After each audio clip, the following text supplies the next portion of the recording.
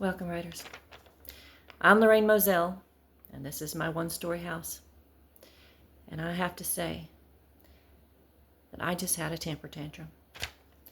I was just crying, throwing things, and tossing around a curse word or two. But I pulled it together, enough to write a few things that I'm thankful for. And I'm going to stick it on that refrigerator to remind myself every day to keep my chin up. I challenge you to do the same. Refrigerator challenge right there.